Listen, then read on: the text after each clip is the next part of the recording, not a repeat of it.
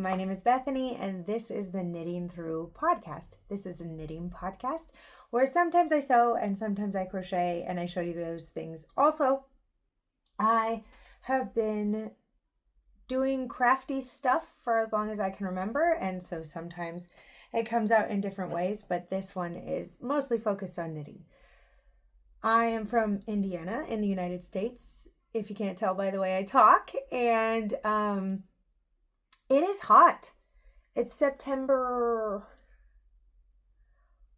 5th today, 4th, September 4th today. I've sent the children upstairs to play card games and some of the Nintendo Switch things, so that maybe I can do this with you for a little bit. We'll see. We'll see how well this goes. It's getting cooler.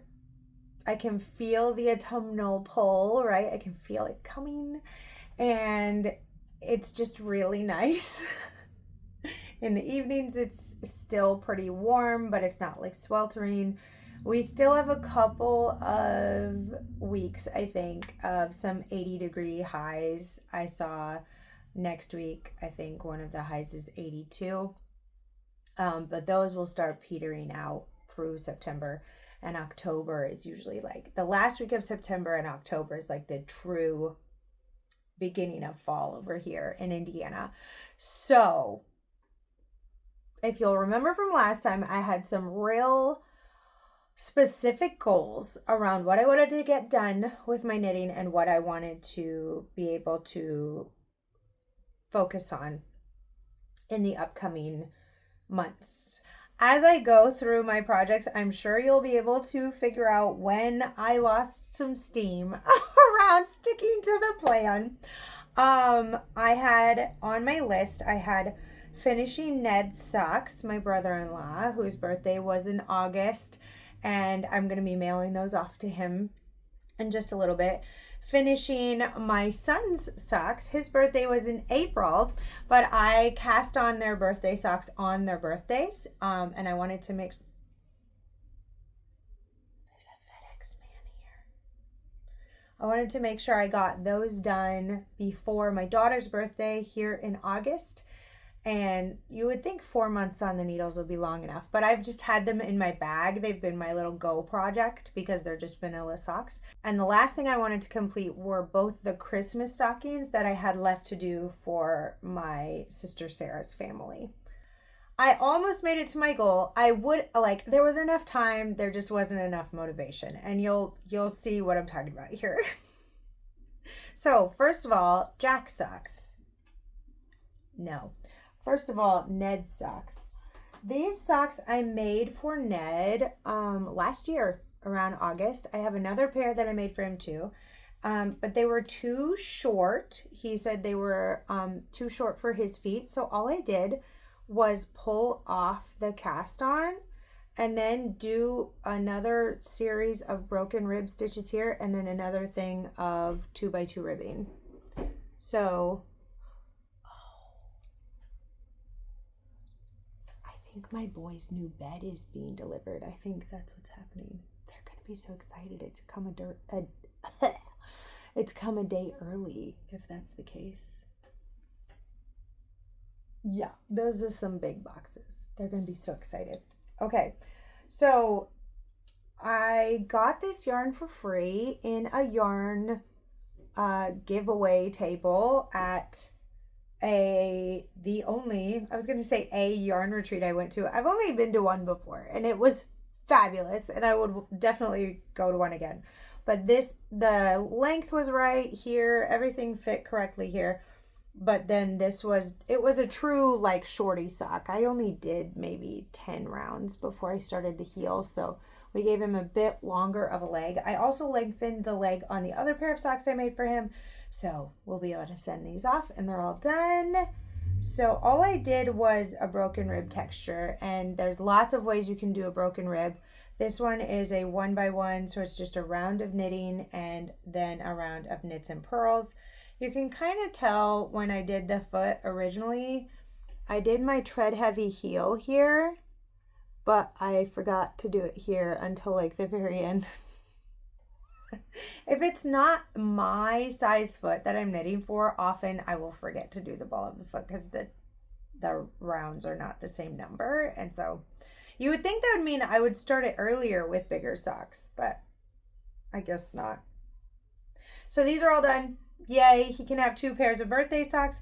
My sister's birthday is also in August, and so the 2 of them are married, very fun.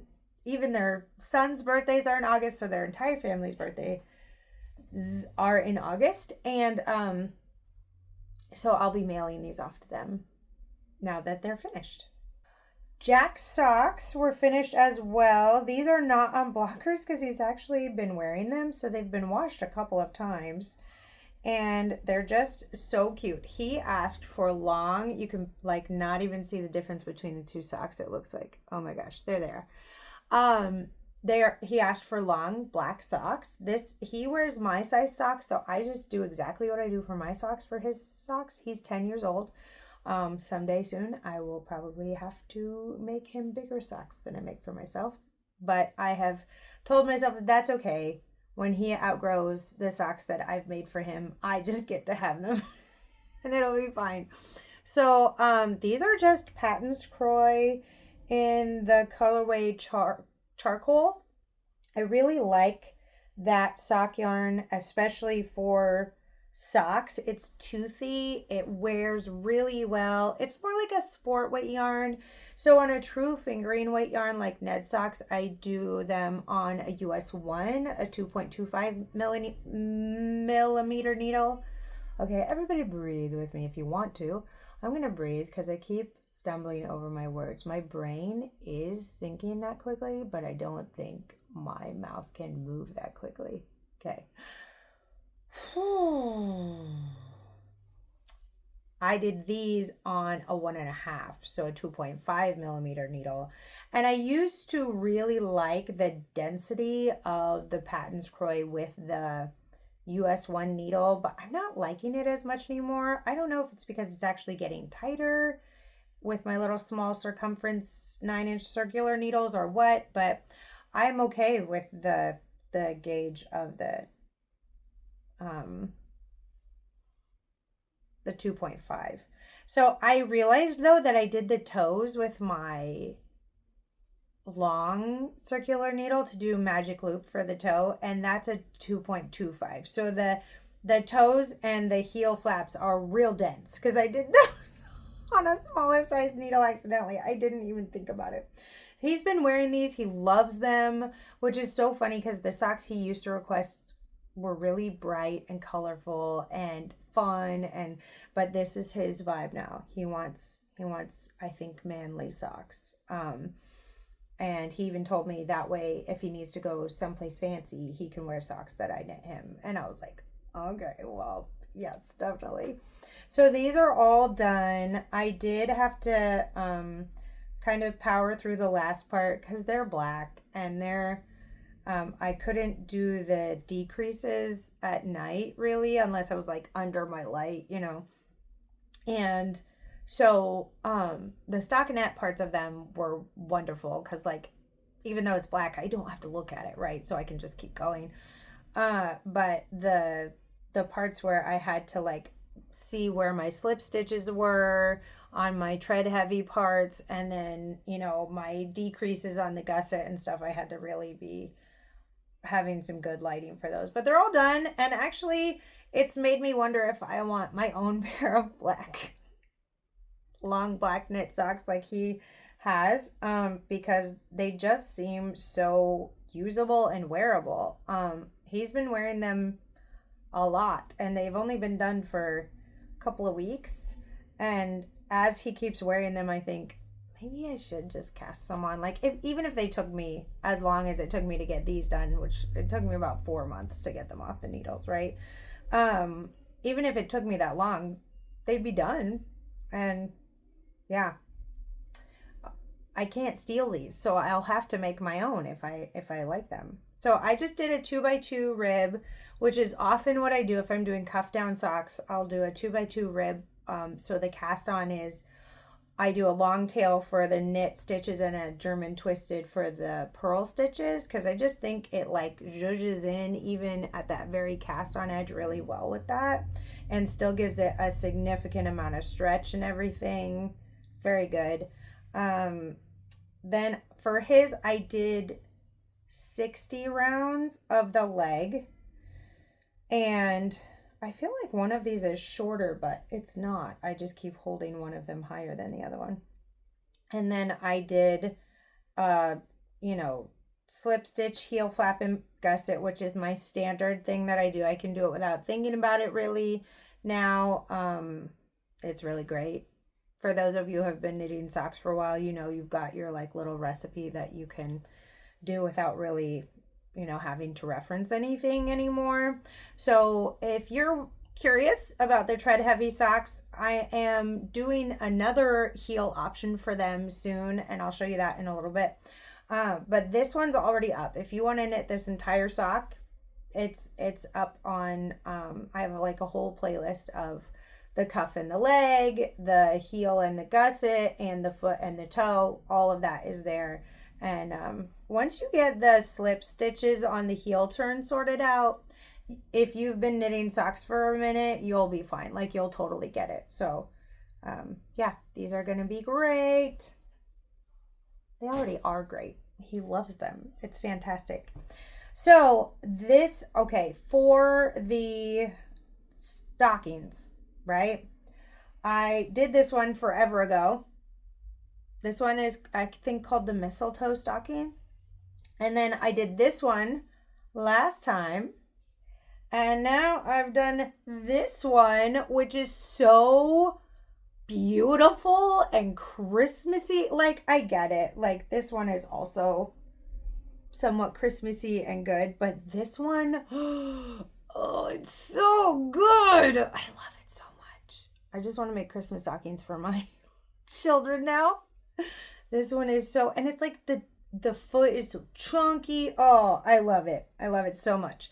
So I've got 3 out of 4 done. I was hoping to have 4 out of 4 done, but after I did the third one, I really did lose some steam and was just like, okay, can I get the 4th one done? Yes, I totally can. Do I want to get the 4th one done right now? Absolutely not. So I cast it on so it would actually be on the needle, because that's kind of the biggest barrier a lot of times, is it just keeps rolling in my head like, you need to cast that on, you need to cast that on, you need to cast that on. And it's like, I know, you know. So I put it on the needles, but I'm barely through the cuff. I almost said collar. That is not correct. So the last stocking is going to be red and white, which I think is also going to be iconically Christmas. It's going to be beautiful. And I'm over halfway through the cuff here, which is wonderful. But I was so done that I just kind of put it away before I got to the color work.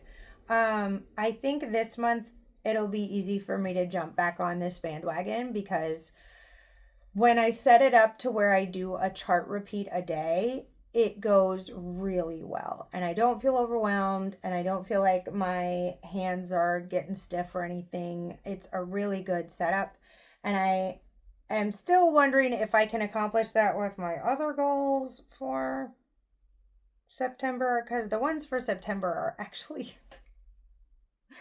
a little bit more intense than the ones for that we had for August, but that's okay. That's okay. We'll just keep going. So this one is on its way. Here's where I kind of lost steam though, right? Check, check, check. Last one, not so much check. But I was doing some other things that were very, very fun. One of them is completely understandable, because my daughter's birthday was this month, her 9th birthday, and she requested some rainbow birthday socks. I already finished one of them, and these are the yarns that she chose for them. Oh my gosh. Well, she actually chose this one, and then I asked her if I could do the it obviously is very small. So to do 2 pairs of socks would be, I wasn't sure if there would be enough. I think it turns out that there would have been, but it would have been right on the wire there. And then this one I did heels, toes, and cuffs. And then for her, pink is part of the rainbow. And so I told her, I was like, I'm going to add a couple of things in there, which were these 2 minis, which both of those are from Mouse Witch Yarns. Mandy from Mouse Witch Yarns, which her podcast is called Mouse's Makes. Oh, and this one's from her too. That's hilarious. All 3 of these are from her. And this one is a self-striping yarn that I got a really long time ago that I can't remember what it was. But if I can find it, I'll put it on the screen. So for the second one, I literally just have it cast on.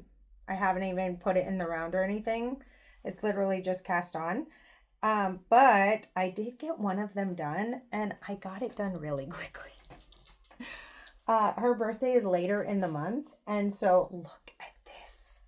Look at this sock. Is it not adorable? Oh my gosh. And also in comparison to, look at this, in comparison the requested socks. The comparison is killing me. So we've got our speckled heel, we've got our speckled cuff, heel, and toe.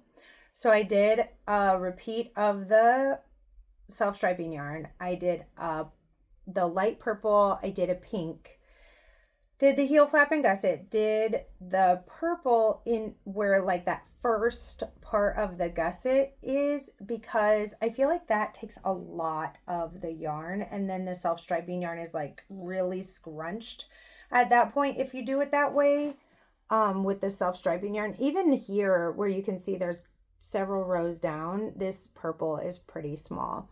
So thankfully that's the only part that it got kind of squunched, and the rest of it went that way. And then I did another one of this color, and then I did that one. So there are 3 repeats of the rainbow. I just pulled from the inside of the ball for it to go that way, and then pulled again from the outside for that. So as I finished this, I took my little ball of rainbow yarn and I re-caked it so I could like look at it doesn't take very long to do. Obviously that's pretty small in the first place. But also when I was looking at it, I was like, are there 3 repeats in that little ball? And there are actually 5 in that little ball, which means that I would have had enough, I think, to do, if I would have done the 4 repeats, I would have had enough for her little sock. I don't know. I also did some ribbing down here, which I don't normally do, but this is a 64 stitch sock, which this is the first one I've done for her that is an adult medium. I've done smalls for her. I've done 56 stitches for her before. And this pattern is called the Fairground Socks. So the ruffle doesn't come with the pattern. That's something I added on. But this texture is so fun with the self-striping yarn, and I really wanted to try it.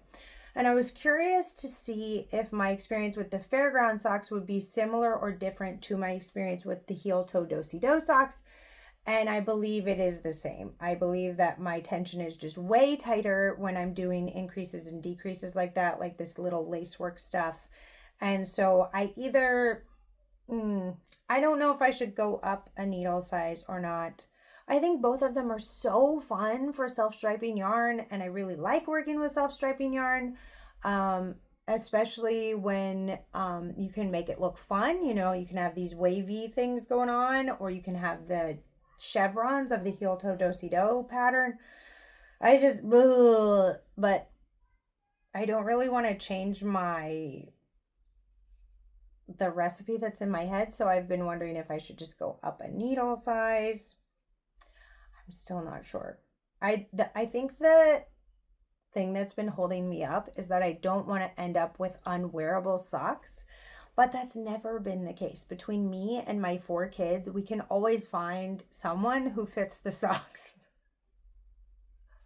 So I think I have to be okay with the fact that they just might not fit me on the next trial also, or yeah. So for the ruffle, I just picked up stitches. So I did 20 rounds of 2x2 rib like I normally do, but then I did maybe, how many rounds? 6? 1, 2, 3. Yeah, 6 rounds of just stockinette before I started the fairground pattern, because I knew this ruffle was going to be over it. And part of it was I didn't want the ruffle to cover up the repeats because they were, the yarn was in short supply, but also it's I just think it looks better with the little, and it's easier to pick up those stitches to do the ruffle. So all I did was follow the ruffle increases that are on the Apple Orchard socks, which I've made my girls before and they love, and that's why they wanted, my daughter wanted the ruffle on these because I've made those for her before. So I picked up those stitches and then just followed the instructions that she gives for those. I haven't blocked this yet, so I'm curious how the ruffle will react, because the only adjustment I made is I did a little I-cord bind off on the edge. So I'm wondering if that will make it, like, I don't know, kind of sit down a little bit more. I'm not sure. I'm really curious about that. So I have another sock to make for that. Oh my gosh, my end is coming out. These are woven in, but yeah. So I have my little stitch markers and everything in there to, help me find my way for the next pair. And I do normally keep the first sock with the next sock so that I can keep track of where I'm at. I don't normally use this many stitch markers, but it was important for me to keep track of what I was doing. So that was an understandable detour from the goals. I knew that I would be casting those on, of course, to keep with the tradition of birthday socks for my kids. Here's where we veered completely from all of the goals. We've left them in the dust now. This is where it's over, basically. First of all, I am in the musical Oklahoma. I'm part of the ensemble, and it's been very, very fun. And one of the things that I thought would be great is there are a couple of instances where the women in the show are just like kind of silently chattering, there are things going on that we're basically supposed to pretend like we don't see, and we're supposed to be chatting together. And I thought, how fun would it be if I had like a time period knitting project going? So I started this toe-up sock with these wooden DPNs, and these are a 1.5, and this is Patton's Croy yarn in the colorway Flax. So, looks very appropriate for 1904, right? I think that's exactly the year for that. Here's where I got a little ahead of myself. I was really excited about starting a toe-up sock so that I could just like start it, right? Without having to, I don't know, I was just excited about doing that because I usually do cuff down socks, but I didn't want to do, I don't know, I didn't want to do like have to pay attention to all the things. So I cast on the toe so that I'd be able to just do a vanilla sock while I was on the stage or waiting with my friends in the wings. That did not happen. I immediately, when I finished the toe, was like, no, I don't want to do that. And did this little pattern here. It's got this little pointel lace in it. I haven't blocked them yet, so I'll hide my eyes. So it's just a really easy slip stitch, and so like slip a stitch, knit a stitch, knit 2 together, yarn over, knit 1, yarn over, SSK, knit a stitch, slip a stitch, and like keep going, right? So I think I'm just gonna kind of, there are little chart software things. I think I'm gonna put this on a Ravelry project page and just like put a picture of the chart on the Ravelry page, because it doesn't make it like it's not making history or anything, right? So I think it would be, if you like it, then it would be easy for you to replicate. And then also this is the slips or the tread heavy shadow wrap heel. I could not remember the name of that last time to save my life. Oh my gosh. So did the toe, did my little slip stitch thing on the back, continue up, did an inch of slip stitches here, then did the shadow wrap heel, then did another inch of slip stitches here, and then continued on. I'm one round away from the ribbing. I think I'm just gonna do 20 rounds of 1x1 ribbing because I really love the way that a tubular I don't think I'm gonna make the tubular part, just the Italian bind off, the sewn bind off. I really love how that looks. I think it's beautiful. I think the stretch of it is great, and with a sock, to me, I mean, I say it's worth it to me because it's smaller, but it's worth it to me when I do a sweater too. It's just worth it to me. I think it's so beautiful. And it's like one part of the project to do, right? Like you get your little needle out, and I've been doing cuff down socks for so long. I don't dislike toe up socks, but I just like haven't been as familiar with how to get them to fit my feet. And so with this, I'm really hoping that it'll fit well. I might need to make some adjustments. This is a little bit, so with my son's socks, I cast on 60 stitches on the 2.5 millimeter needle. I usually do 64 when I'm doing a 2.25. And so on this one, I did at the toe,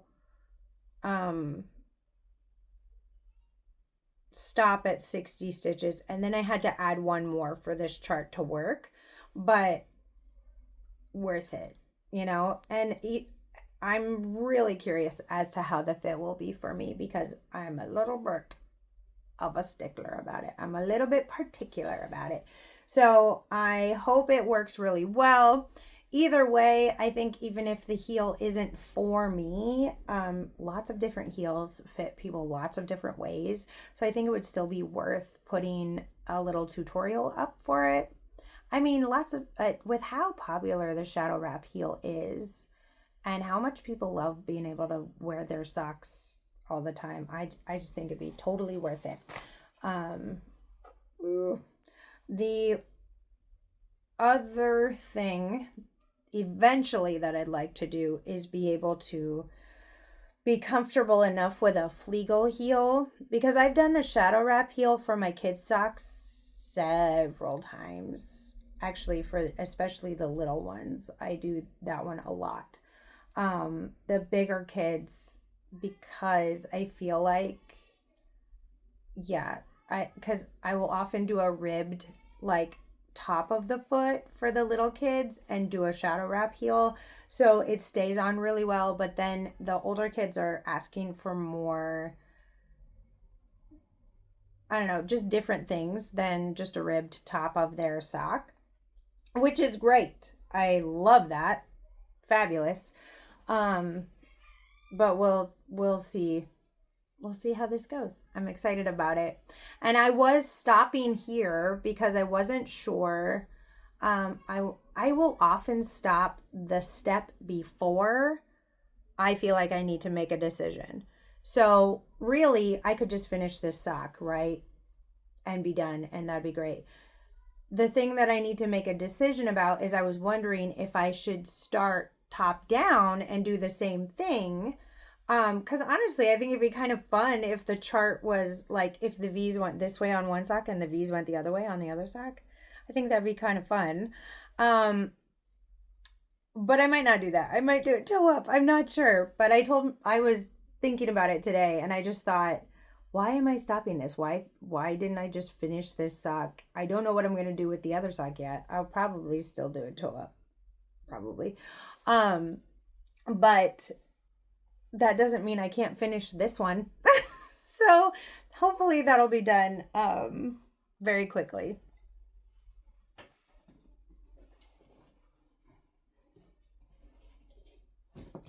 So once I had stopped that, which I finished that in maybe 3 days, I was so excited about it. It was so great. I had to order another skein of the flax because it was just, I think I knit these thumbs different lengths. No, maybe one row. Anyway, oh no, I lost it. I'm finding it.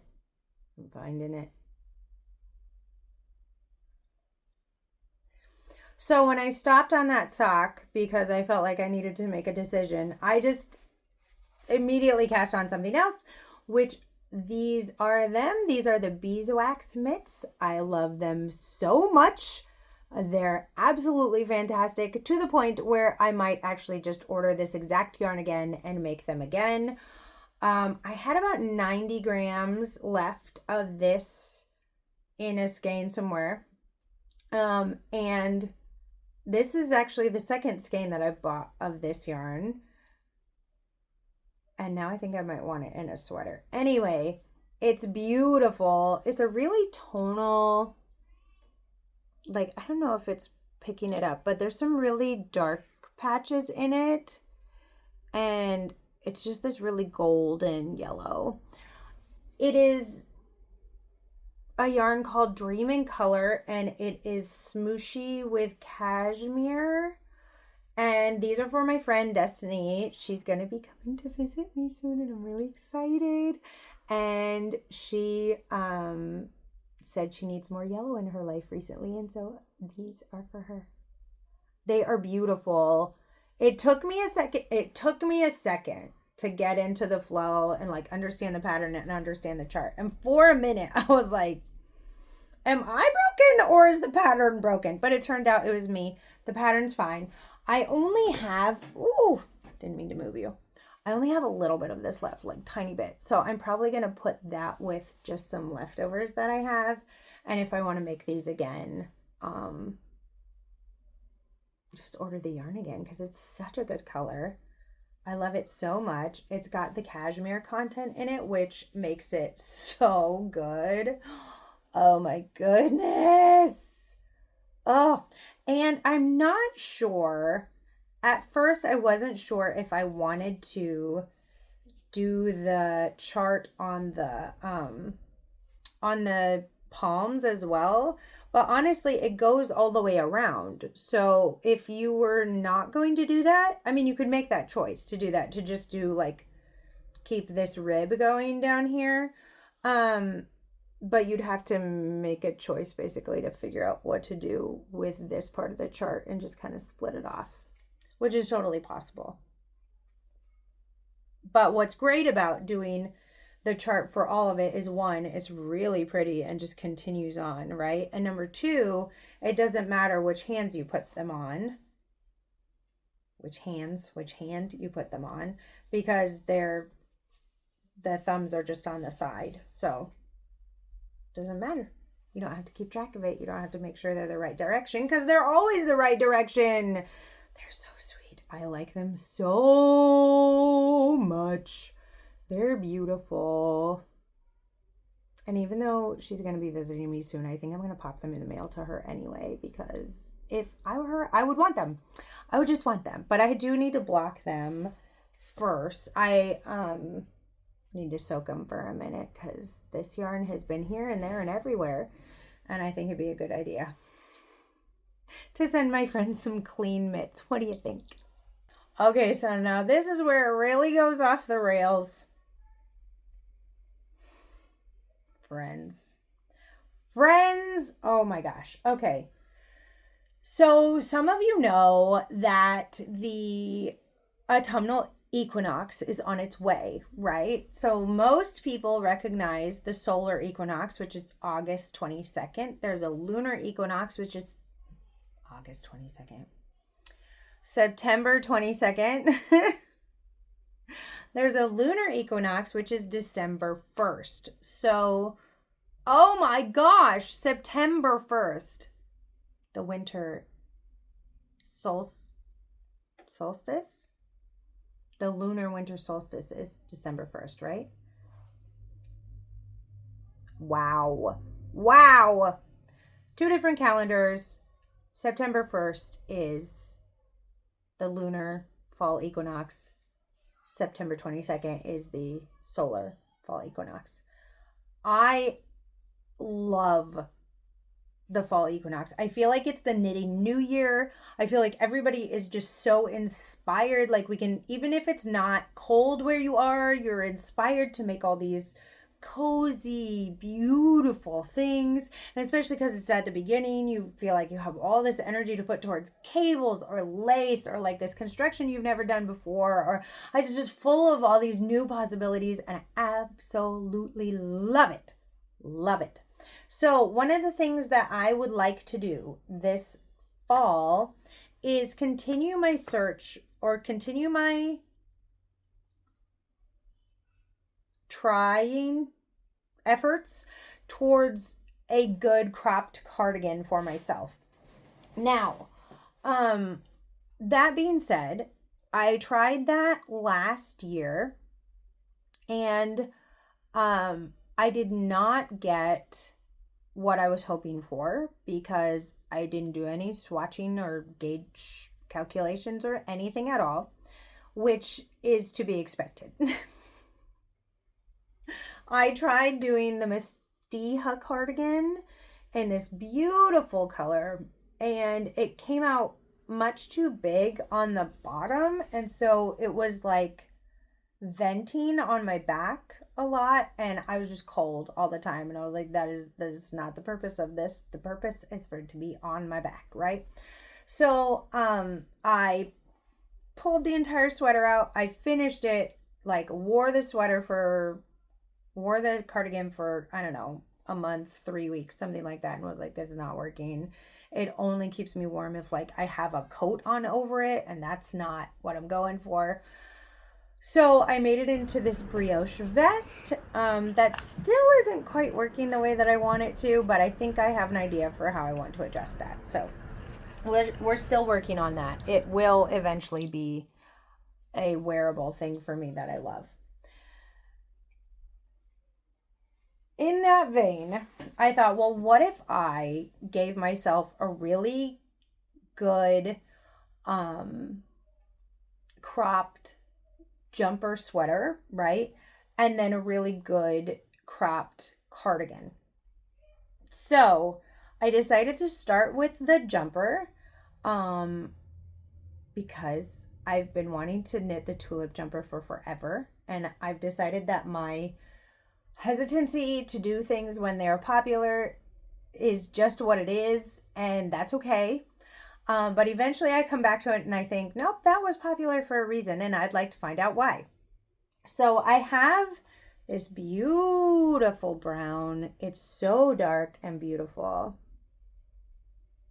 Oh my goodness, it's so wonderful. And of course, because it is unspun Nutidin yarn, it's so great. It's very heathery, right? I think this one is dyed. I don't think this is one of the natural colorways. I'll have to look it up. But I did the cast on edge without doing the collar. Now that's not what the pattern says to do. Oh my gosh! I'm already in love with it. Look at it with this dress. Oh my gosh! It's gonna be so cute and warm. Oh my goodness. Okay, so here's the plan that I have. Here's my plan. Number one, I was so excited about this that I've already reached the sleeve split, and I have been doing this for maybe 3 or 4 days. I cast it on September 1st. So yeah, for 4 days. It's so beautiful. It's so beautiful. And I am going to do the collar, right? I don't know if I'm going to finish Like this is kind of a big ball that's attached to this, and this is so easy to break off and start again that I probably will just stop at some point. I want to get a good, I don't know, maybe 10, 12 rounds on the body before I do anything with the collar or the sleeves, because I just feel like that gives it a really good base to be able to pick up stitches under here and it not be wonky and all of that. I think I've only done like 3 rounds down here. But also, of course, the collar makes the fit on your body kind of right, and so I want that to be accurate. So I think what I'm gonna do is do the collar, do my 12 rounds of body, and then block it. I haven't found that Newton like moves a lot, stretches a lot. This is so comfortable. I'm just gonna keep it where it is. I don't know what it is about unspun yarn, whether it is Newton or Let Lopey or whatever else, like my body warms up immediately and I love it so much. It's like drastic changes, and it's never like I'm never sweaty in it. It's just so good. It keeps me dry and warm, and it's my favorite thing. So, honestly, this kind of square neck action is kind of fun. There are some square neck patterns that I've seen before that would be really cute, but those are for another day. This one is going to be so good. It's going to be so good. And yeah, I think it'll get me, those 12 rounds will get me closer to what I'm looking for, because what I want to do is put my collar on, block it, measure it, because it's okay, I think, if it's a little bit bigger than what I want it to be, like down here on my rib cage, because that's fine. My bust is bigger than my rib cage, but I would like, I think, to do some waist shaping on my way down and just measuring that and seeing what that would look like, I think will really help me get a satisfactory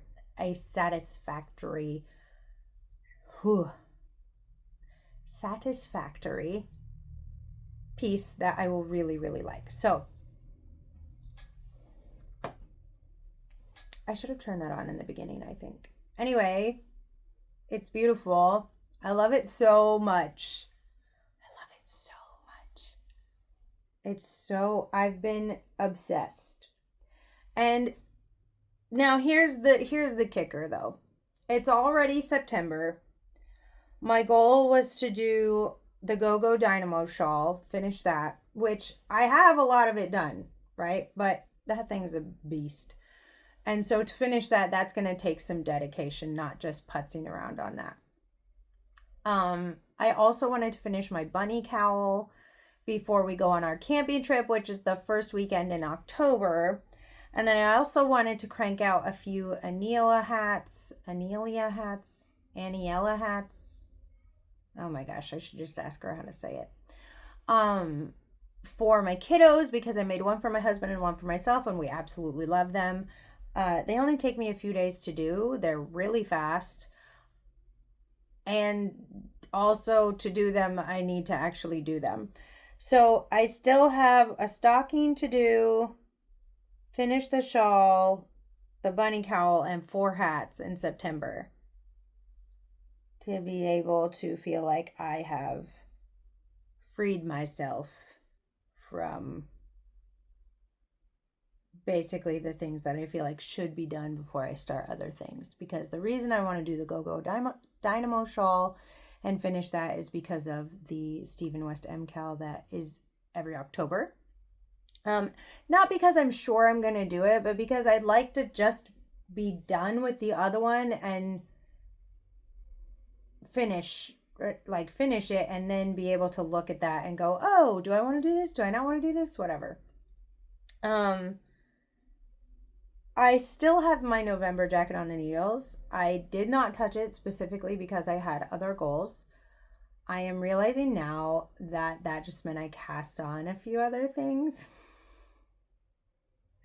which is not ideal, but I am very happy about them. So that's good. And I still have my Leela top, which is like my summer my summer top that I'm knitting with my sister. I say knitting with my sister. She finished hers and it is beautiful. I will, if she gives me a picture, I will put it up here because she's so cute in it. She used the Wuthering Heights colorway by Knitting Nakabi in the Gothic literature boxes that were happening this year. It's so great. There are some other projects that are kind of not important, like they're either long-term blanket projects or it's just like this muscle burra that I work on in my bag if I don't have something else in my bag. And but I have my dad's cardigan that I haven't touched either. And one of the reasons I didn't touch either of those cardigans is because I was trying to stay focused on my goals and be able to address those later and be able to focus on them later.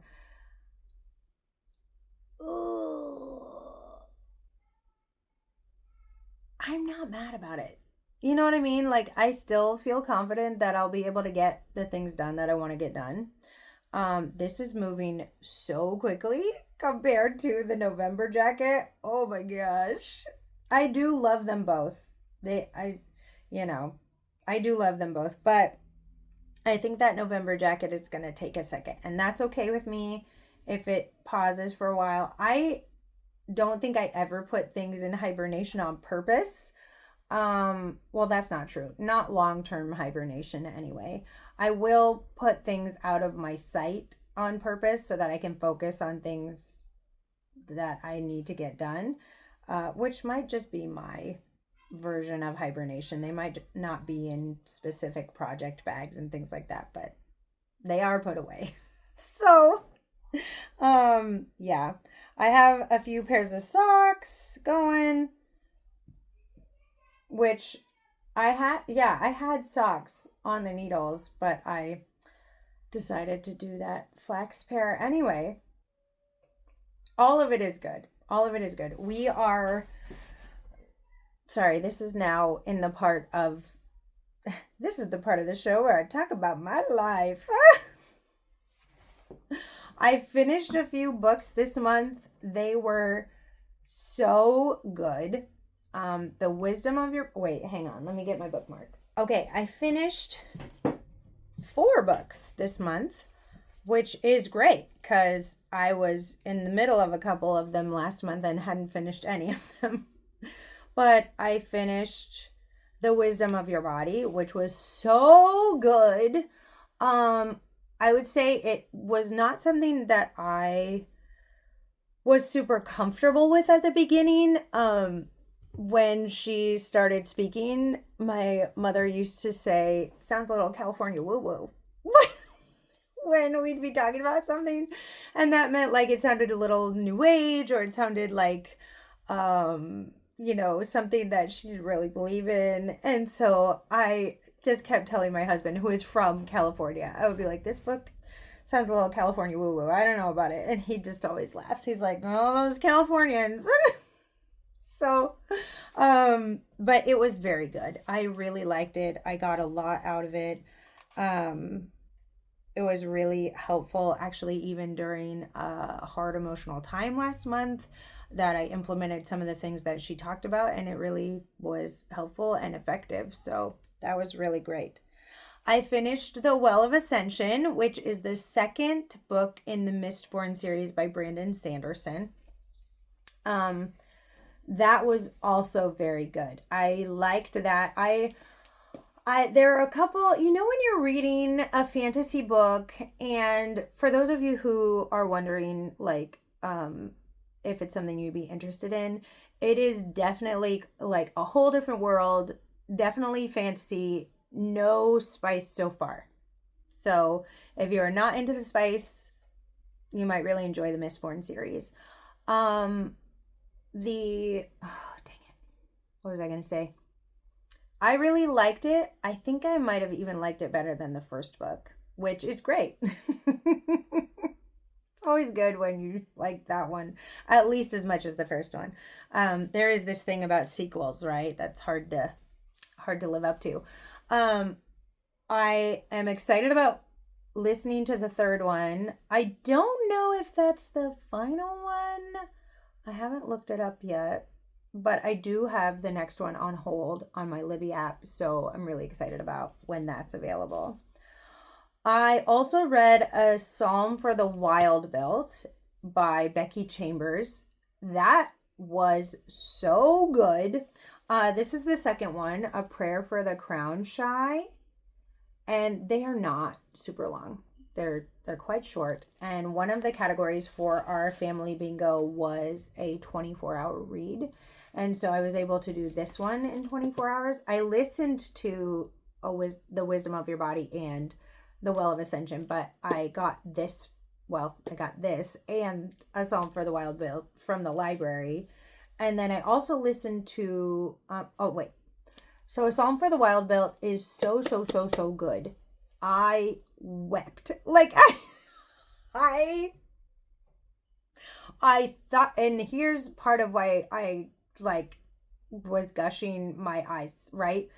Is I thought I had like read the touching part and I got a little misty and I was like, oh, that was really good.